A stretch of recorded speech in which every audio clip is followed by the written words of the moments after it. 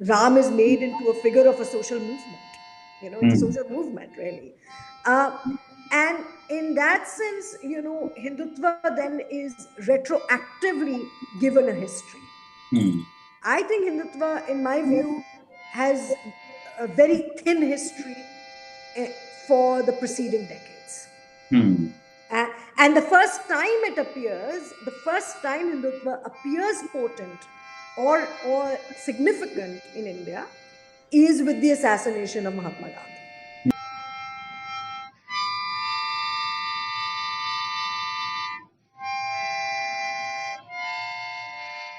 And so to begin with, I thought it's a good idea to listen to you about your location in this intellectual history. Right.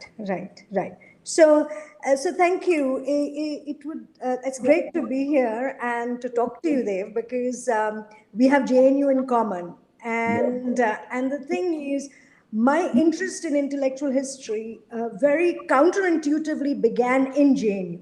So we obviously think of JNU as a place where society and political economy, these are the kind of materialist kind of emphasis of humanities and social sciences, that's what we think about.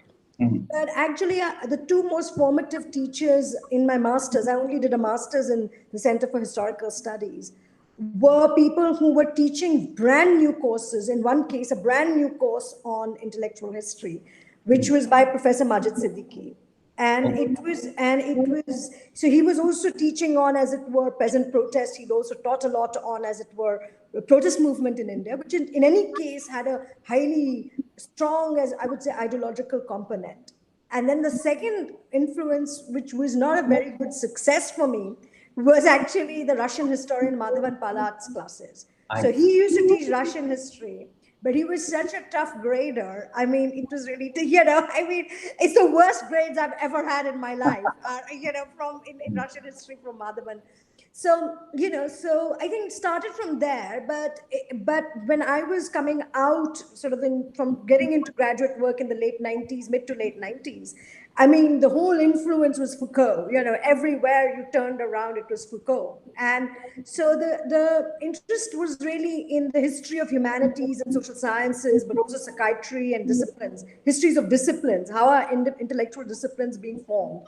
And that's really what I did my PhD in. I did my PhD on the history of psychiatry and psychoanalysis in India.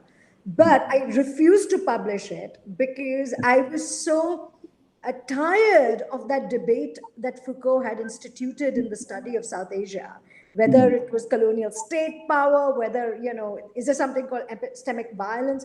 I mean, really important questions, but I thought they had run their course. And so I was very struck by the fact that India, as you know, we all, who are from India, but also in general, if you look at it in humanities, it's a highly politicized society. It is one of the most political societies. Partha Chatterjee actually says it's like the most political society in the world.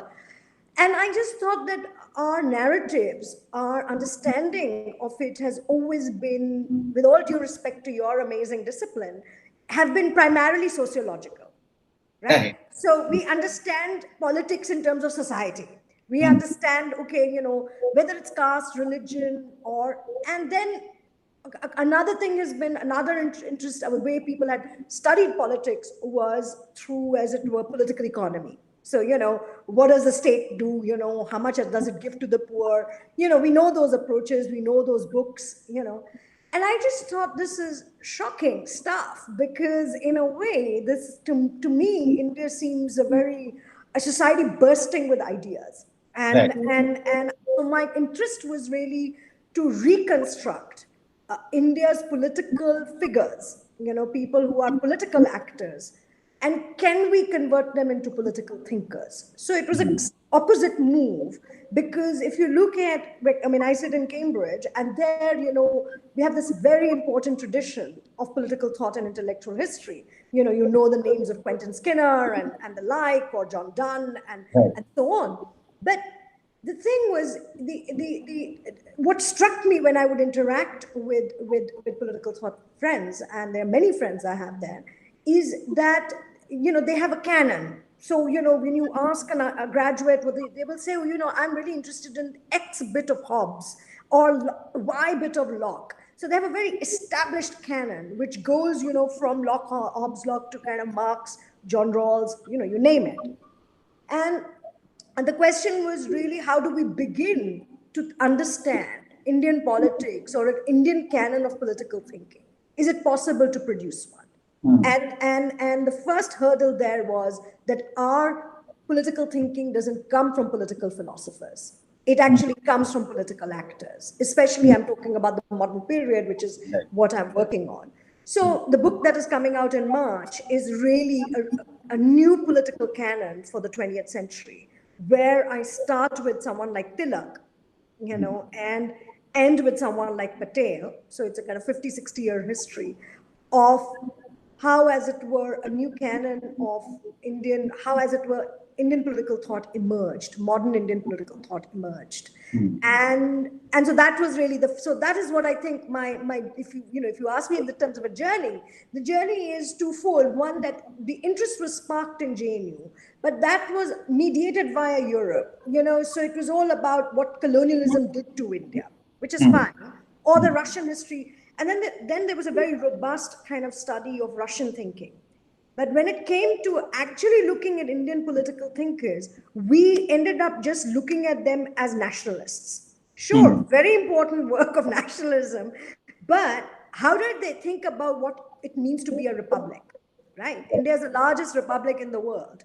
So what did they think about that when they say, we don't want God, or we don't want any other supervisory category for a constitution? Right? The people, as it were, the building block of the republic. So these I started with very basic questions, that because these are not, though they appear as big words, so they either appear from a political thought of point of view, they appear as big words. But at another level, they appear as totally boring in the sense, you hear our political figures using the word, oh, we are the greatest republic, etc., etc. Yes. But you needed, but yet I wanted to know, like, this is a society, it's a first country to be decolonized after America. It's after 200 years, no British colony emerged free. So sure, but the way we had approached that story was only through mobilization or nationalism. We did not pay attention to what the fundamental thinking blocks were of politics, which got rearranged. So I suppose my interest is in Indian politics, and I thought a handle is required on its conceptual languages. I was thinking somewhere I noticed along with intellectual history of India, there appears this probably due emphasis, or maybe I have, because of my own interest, I have paid too much of attention to the emphasis on a particular preposition, and which is for India, like intellectual history for India. Yes. And I wanted to hear whether it was a conscious decision to maintain this for, and if it was, then what did it mean in terms of intellectual agenda? Yes, thank you very much. That was, of course, almost a decade ago. I put, first I thought we need to have a collaborative kind of context, because to start something like this, you can't just do on your own. At least that's what I felt. And so, this was a kind of gathering of different kinds of historians, people who don't normally have the same persuasion. But they were all convinced that we needed to move on from, as it were, the kind of Foucault effect on India, and kind of think about India anew, And so I chose it was my title, and it was, of course, for in the sense, not simply as this is for India, we love India, but in the sense that India is the focus. So if you look at what is going on in humanities, social sciences, certainly since the late 90s, but particularly in the last 15, 20 years, everything is being organized under the insignia of the global. Right. So if you're not doing, particularly the non-West world, the idea was not to see India as a receptacle or a receiver of, say, Western global ideas, whether it's liberalism, whether conservatism, whatever the modern languages, of politics. And I wanted to center India, that India is also both the subject and the object of the study. That, so that it's not that I'm looking at tracking the traffic between, say, the East and the West, or say the global North or India. But actually, my emphasis was how India really transforms also global or universal political languages. And that really, the emphasis therefore is on both India being constituted by new political languages. So it's twofold, that it's made by these new political languages, and B, that India transforms these political languages. So in a way, it wanted to get out of, that India is a derivative culture, or the fact that it can only be understood through culturalist tropes, right? So it was both neither sociological nor cultural, and it really, the work has been to try and give political ideas their own due, their own space, their own sense of meaning, and how, in a way, India as a modern category is an outcome of those conceptual languages. So But four is in every way, in that I sense. understand. But why not cultural? Because there was a great deal of attention you, along with other colleagues, paid to a cultural text, so to speak, that is the Gita, right? So, Yes, and, yes. and Gita inspires great deal of political thoughts. Yes, yes, yes, yes. There has So been, thank you. That's a very good question, because initially the idea in that first volume, the first collaborative volume, was to just open up the space and see what can be done. And then actually I've been interested in what happens to texts. After all, political right. texts, are important. And I was struck, because I was working on Tilak at that time. I was really struck, and that's really how it came to me, the whole idea that we should look at the Gita, that his was 1,000-page commentary. Now, why do you spend 1,000, in your time in Rangoon, writing about the Gita in Hmm. that manner? I mean, it's a very serious commentary. Whether it's a good commentary or not, that's a different matter. But it's a serious work, or work that has gone into it. Hmm. And then it was impossible to see you saw any major figure, right from, say, Vivekananda onwards. They leave something on the Gita, their comments, their views on it. So the project started that way. So the project did not start from the side of, say, what does the Gita mean to the Indian, right? Or what does it mean to a Hindu? But it started with the opposite, that look at this, every major political figure has left some commentary on the Gita. What is this about? Because you would expect, if you even rudimentary knowledge, you would say, if there's a Sanskrit text which they are going to go back to, it would be the Arthashastra, right? It would be the theory of the state, and so on. And given the fact that, the Arthashastra is also translated in the early 20th century, in the early 1900s, I was astounded. Like, it's barely mentioned. It's like literally ignored, right? Whereas the Gita becomes, as it were, the text. It's that text which everyone uses as a vehicle to kind of produce some thinking of politics.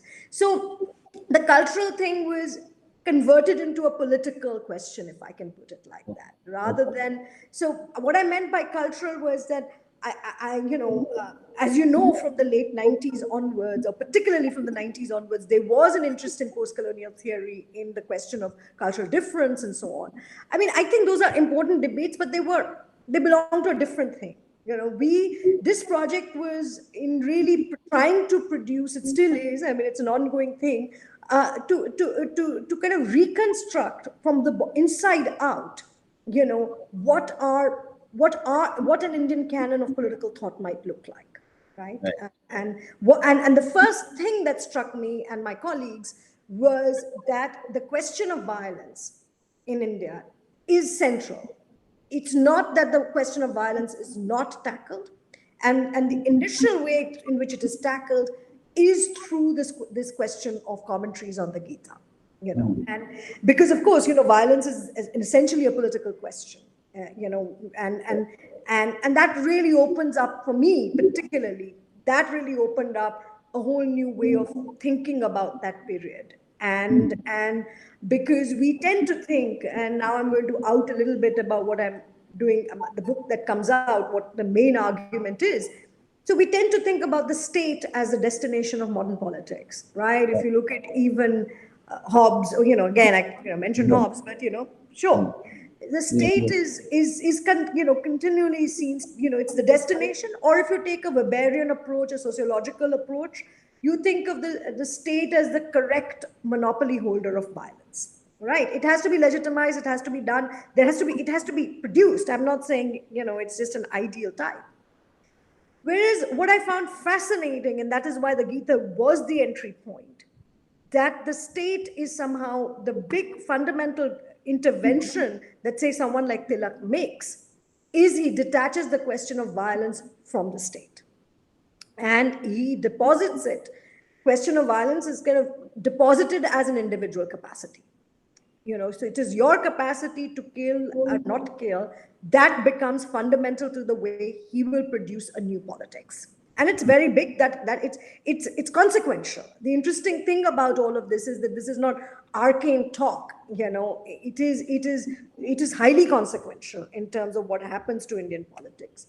If a more easy to apprehend example would be Gandhi. Right. Gandhi also, but from a different end, he also says that violence is not an abstract category.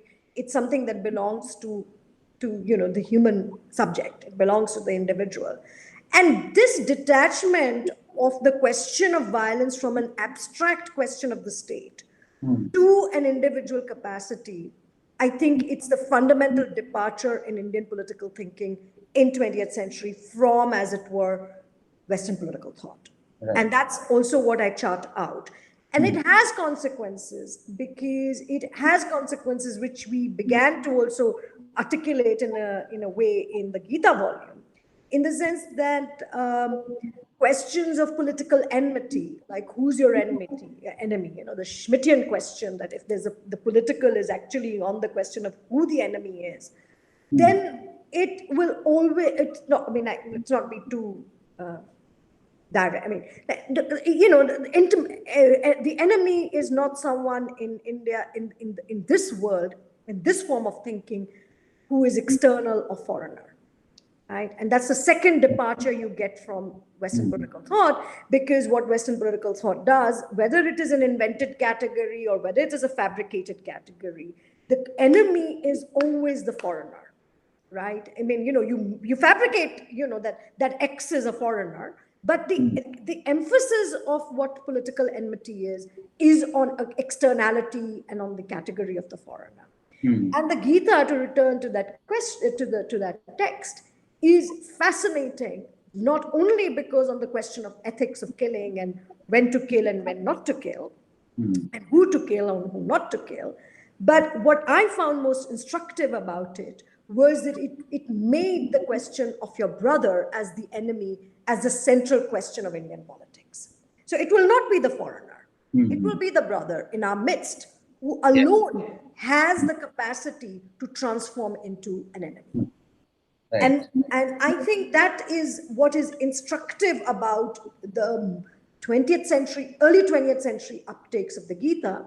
But that story I chart out more fully also in my book, where I'm looking at even figures like Ambedkar and even figures like, Muhammad Iqbal or even Patel. So a whole slew of people, because the question is like, any historian of India or any Indian would know that, or even say globally, if we think about it for a general question.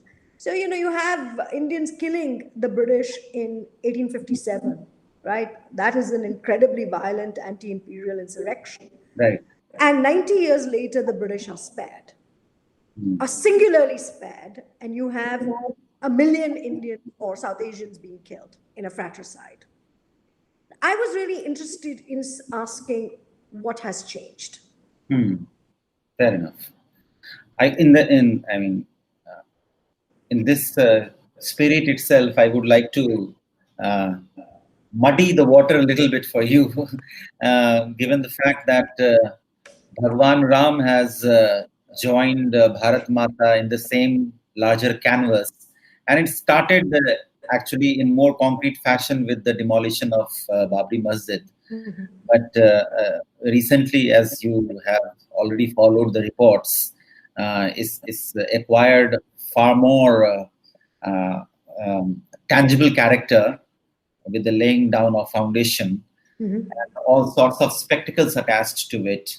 And in that context, one wonders whether one can also include the text of Ramcharitmanas or Valmiki's Ramayana uh, in the light of the various kind of informal texts which have been created in the political cultural discourse around us, Yes. and see explore the possibility of finding furthermore departures from the canons that you have already set out. Yes, I mean, I think it would be interesting. I think it would be fascinating to see how new commentaries of, say, the Ramcharitmanas in the 20th century, or even the Bhagavad Puranas. I mean, there are all sorts of things that are going on in that world. I mean, I think I took a rather formalist approach. You're absolutely right. There are other approaches to be taken. I decided to do it from seeing it from the place of maximum power. I looked at who are the most consequential 8 or 10 people in the early 20th century, right? And so that's how I did it. Now, I'm not saying that's the best way. I mean, after all, subaltern history is something too, and people do that. But I was not doing that. I was precisely not taking it from a position of marginality. I was seeing I was trying to see what has been the most consequential. And then, if what has been the most consequential, how do we then reconstruct its ideological world or its conceptual world? And that really has been my, I suppose that's been my interest in a way. It is not a classic subaltern. It's an actually opposite subaltern, but it is not high politics in the way people do high politics, right? But it's looking at what has been, what, as it were, the most influential political actors, how they conceived of politics. Now, you could also do the opposite, which is what you have said, that look, we have something called Ram, the figure of Ram, who has intervened and appeared as a most political force in India. I mean, there is, now how do we assemble it? How do we reconstruct it politically in terms of political conceptual value? And I think, yes, Ramcharitmanas would be one of the other, the commentaries, what are done with it, that would be a way to do it. Yeah.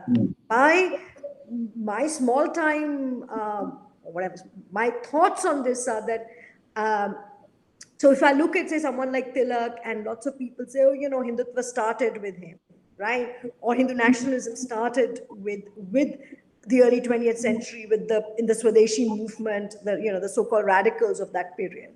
I'm not so sure, and because I'm more convinced by thinking of Hindu nationalism as something that appears powerful as an outcome of Indian democracy. So I don't like to see things giving it a very deep history, which is what they all want, which is what seems to be the current emphasis of both scholarship but also general thinking. But I think it's a more recent phenomenon, particularly, of course, the Ram Janmabhoomi movement, of course, the 80s and 80s onwards, where it is Ram is made into a figure of a social movement. It's a social movement, really. And in that sense, Hindutva then is retroactively given a history. I think Hindutva, in my view, has a very thin history for the preceding decades. And the first time Hindutva appears potent or significant in India is with the assassination of Mahatma Gandhi. True. So I get a conjectural idea, correct me if I am wrong, that somehow this Hindutva politics, right-wing politics of a certain kind, and particularly if one looks at the contemporary manifestations, Hindutva politics is not at ease with discourse coming from Gita. It's far more comfortable with the common sense discourse associated with Rama.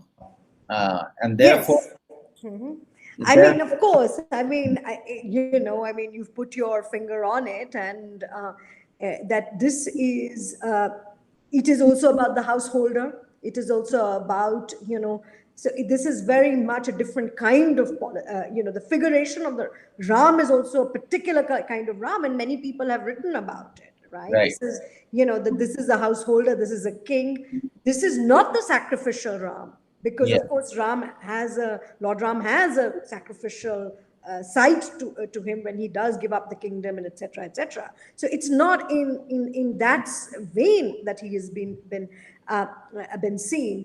And anthropologists, I'm now thinking of Lucia Mikaluti's work. I mean, have looked at the figure of Krishna as being important to say Yadav politics and how that kind of. So I'm not those things are really important, but I'm trying to give it a kind of abstract, if I can put it, an abstract base, or even for producing more work, subsequent work. But it also depends what is the question you are trying to ask. So I'm not trying to ask in my book, at least the work I've done, how and what and why of Hindutva. Right?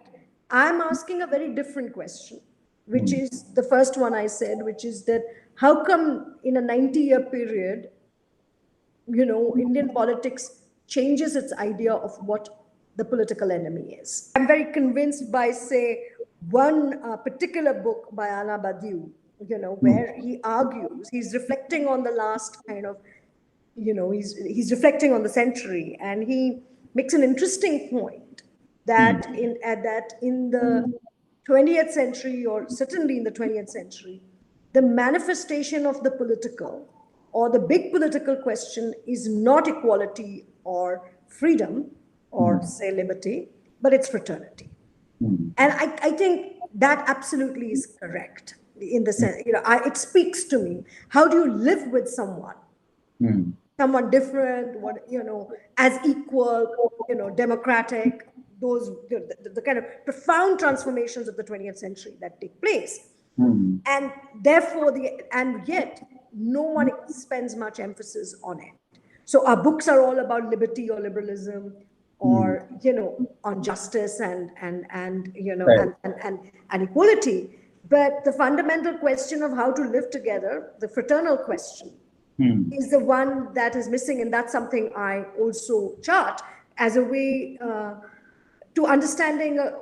To understanding the Indian political, which is why the Hindu-Muslim question, or the question of different castes in India, will always remain potent.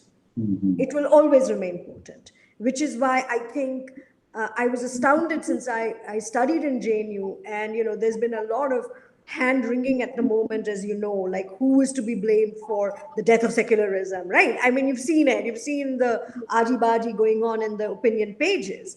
Yeah, but I was about to come to that. Yeah, but I just wanted to say one thing, that I was, struck by that fact in that, at least in mid-90s, when I was in JNU around that time, it was impossible to discuss religion, right? It was impossible to discuss religion. Yeah. And if you look at just the official left parties in India, they don't think about caste, they don't think about religion. Right? And to me, I'm like, okay, this is all, in a way, the political emanates from this question. It is the fraternal question. It is not simply about justice. As Ambedkar is right, it's not simply about equality or justice. It's a fraternal question, So anyhow, anyway, I said too much perhaps, but no. This is very pertinent to recognize these things. I mean, pandemic is certainly that kind of time when one should come true and put fingers on all those things which one has encountered.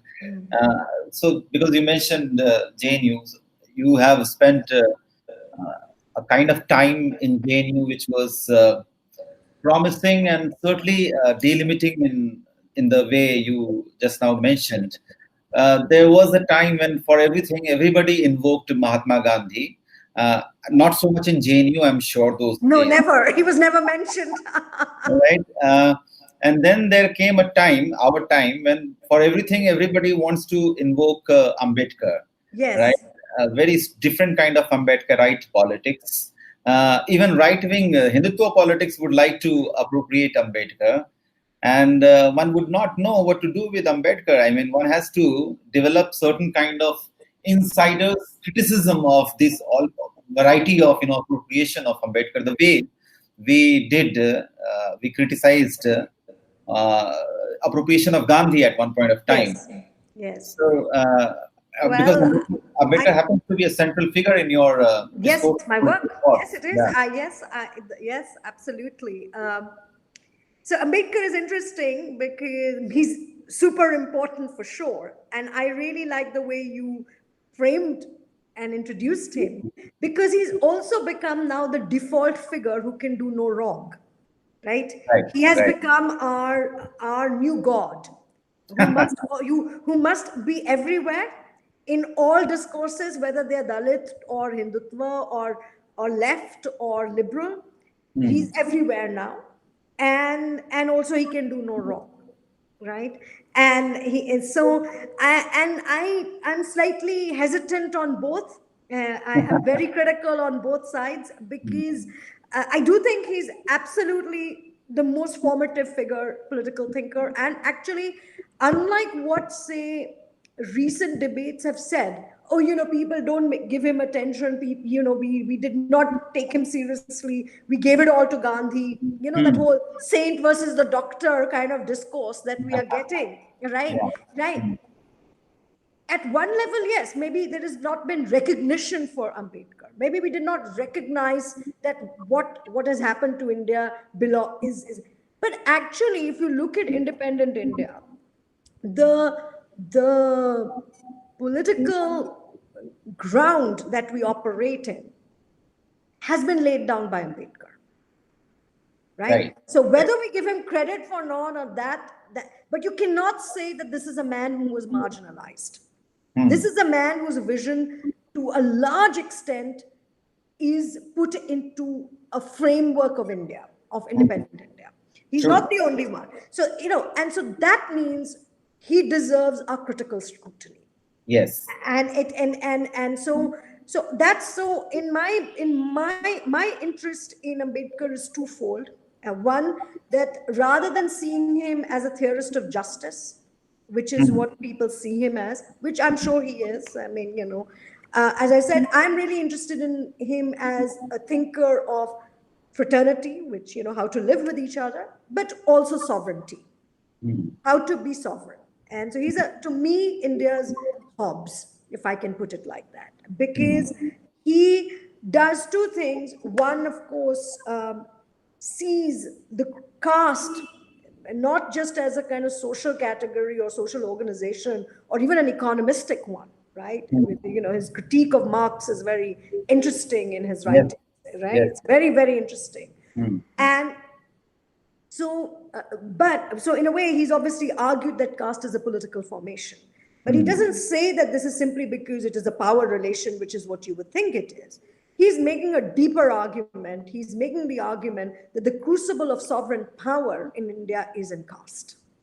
And this is what I try and explore. And in one of the essays which came out last year, that what he says is that he's interested. If you look at his intellectual influences, he's very he's a polymath. He takes things from everywhere. Yes. But primarily, he's interested in the French Revolutionary world. He's really thinking in the kind of revolutionary languages that come out of France. And his point is, and I think I'm not saying he said it in these many words, but he's trying to understand this question that if you kill the king, which is what happens in France, the time of the people emerges, the republic emerges, right?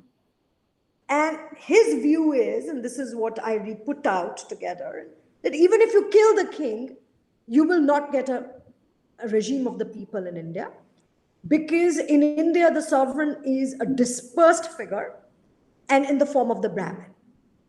Right. So the Brahmin is really the holder of sovereign power in India. And rather than say the king, which is how, again in the West, but also in Islamic traditions, that's how it has been seen. And he says, no, this is the interesting thing about India. And this is what makes caste deeply political. Because sovereign decisions about taking life, protecting life, they lie within the biblical order.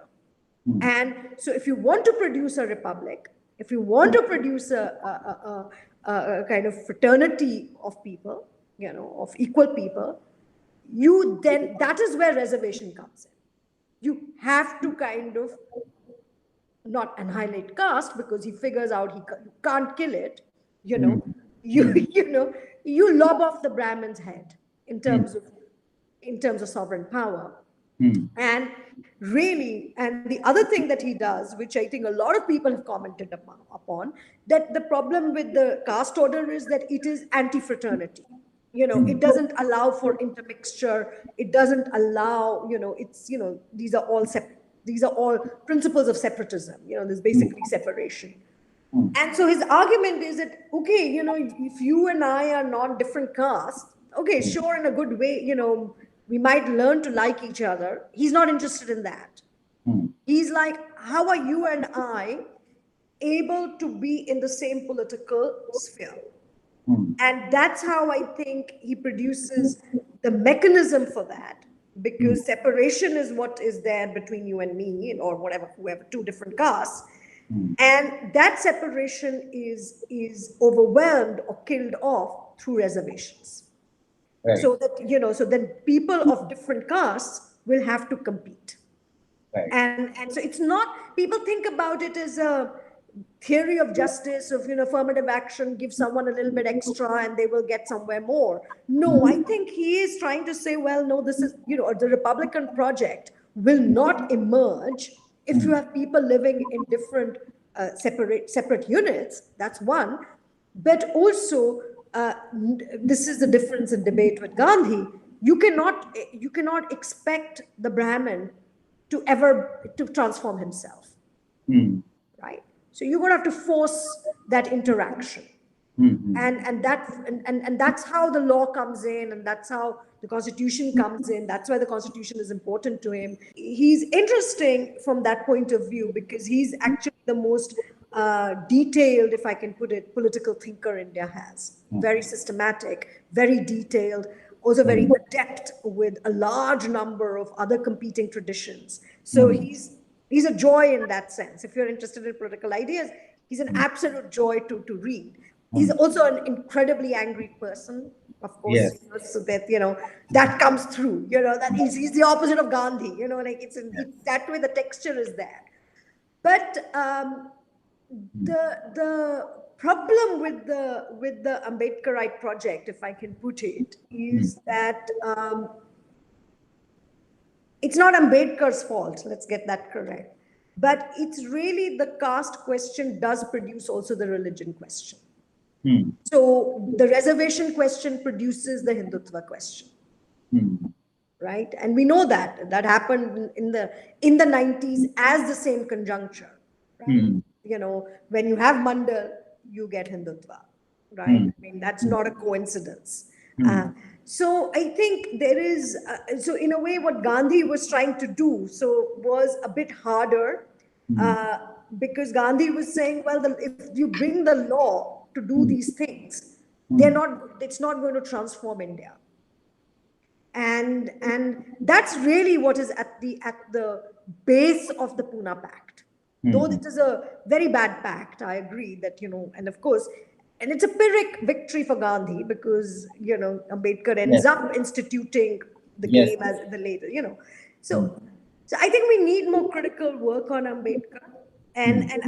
But I think the fascination you are seeing with him at the moment, the fact that, as you say, from Hindutva to the left, to the radical left, they're all like, having never thought of caste, he's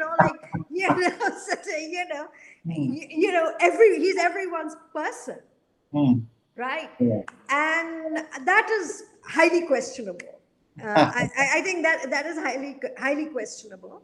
And I think it has to do also with an exhaustion with the established nationalist narrative. It is. That also speaks to that, Yes. like, I mean, same old guys coming out, and then, so you have, okay, Gandhi, Nehru, and, Gandhi and Nehru, say, as a kind of liberal or the established, national narrative. And then you have all the kind of BJP and the Hindutva people saying, no, but our people too, so then their people come in, and then in the end you say, okay, like, everyone is a bit tired of this, and the only person who speaks to all traditions can be this guy. We can't touch him. He's now truly cannot be touched, right? Whereas actually there is, we need to think of him critically. Yes.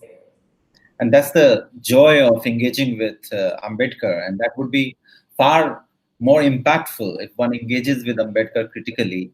It would deliver to us some of those nuances which may be otherwise easily forgotten. Anyway, Yes. from that juncture in intellectual history, I try to bring you to very current situation. I understand historians are usually averse to reflecting upon uh, current junctures in intellectual history, but I was wondering whether I'm sure you must have your share of reflection on the kind of newness some of the new political actors have brought in Indian politics. Irrespective of the electoral success or failure, irrespective of that conservative electoral mathematics, someone like Yogendra Yadav tries to add a very different kind of length and breadth to the ongoing politics. I am aware that you were taught by him at a very young age. So, how do you look at some of these new possibilities? Yeah, so I mean, I should say, I think Yogendra was formative in the sense Yadav was formative, but I didn't formally study with him. So, because I was in class 11 and 12, and at Mhm. that time, he was in Punjab University teaching, and he ran a study group called Serious Academic Discussion, SAD. Appropriately enough, Yeah, sad. very appropriate. So he made me into a sad person, and that's what happened. And I kind of, I used to attend it. No, it was really quite amazing because, in Chandigarh was just emerging out of militancy. There was nothing, so these sorts of things were really important. And that's really where I, learned initially to read books and talk about them and so on. So, um, and of course, it was, all the mandal politics, all these things we used to discuss at that time. And but then I haven't really met him much in these intervening, decade or two much. I mean, I've seen him on and off. Of course, he's a public figure, and for me, he strikes me as very much as part of that. As a historian, if I need to place him, I would place him straight down the Loya route. So, Right. whether Loya or, the OBC politics that emerged in UP and Bihar, in the 80s and 90s, 70s, 80s, 90s onwards. And he's obviously trying to break out of it now and trying to do something else. Clearly that search with ARP was that when he joined with ARP, which is also blind to caste, by the way. So Yeah. that I found it very. So I found him very curious of late because he joined ARP, and when, to me, ARP right from the beginning, and I was the first. I think I can say that first academic to actually write a critical review piece on ARP in the height of its, love in by everyone. I was always very suspicious of ARP, and I have been. And with all due respect, in terms of, it's a kind of, I mean, it's a kind of populism that emerges in cities. So it seems very much to me that kind of thing. So I Yes. was very, very surprised that someone like Yogendra, who is so adept at, political languages, Hmm. found some. So, but clearly he was in, he wants to do something with Indian politics. He wants to Yes. have an effect in it. I'm not convinced by Swaraj Abhiyan, and I'm not convinced by any, um, uh, you know, so I think the Indian political scene at the moment is so for instance, that when you had Chandrasekhar Azad, or when you had the kind of CAA protest movements, um, you saw, but even prior to that, you saw a large number of student leaders emerging. the campuses becoming a very important source of politics away from the electoral world, but also very mobilized.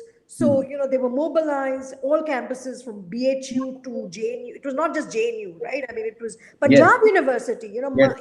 good old Punjab University had like a strike, had a protest against fee hike, right? So there was something that happened. So I'm more interested in what is going on with that age group in India. From about the 19-year-old to about 25, 30-year-old, because, the CSDS surveys or any of those surveys also tell us that that age group is more likely to vote for Hindu nationalism than any other group. Right. Yes. So Yes. it's, for me, it seems a kind of, that's the thing to track in India at the moment. Right. I'm not equipped to do it. I'm not a psychologist. I don't do that kind of work. But it also strikes me because, okay, I teach and live in England, half the time. And, there you see what you saw with, say, Jeremy Corbyn, when you saw with Labour. You saw that actually the person who had been hit by the financial crisis, so anyone who was very young, anyone who was under 35, was super left in England. Right? Even now with climate change activism, you're seeing that, right? It's the same in America with the Bernie Sanders thing. Right. Right. Whereas in India, I think it's much more open. It's not quite clear because our surveys are saying that the first time voter tends to be a Hindutva voter, right? And yet, when you see these stories or these events in campuses, you see some ferment is going on there. Yeah? It may be too early to say what that it could be. So to me, I think younger leaders are some people I'm looking at a little bit, like, people coming out of those movements. Whatever decisions they make, that's up to them. I mean, Yogendra is obviously highly idealistic, but also highly, he's also India's, as it were, he's on television every night, so he tells us how, he's also someone who tells us how to think about a given moment, right? So he's, I don't know. I mean, I'm sure, he will have some sort of mass movement. He will try and, he's doing some of it.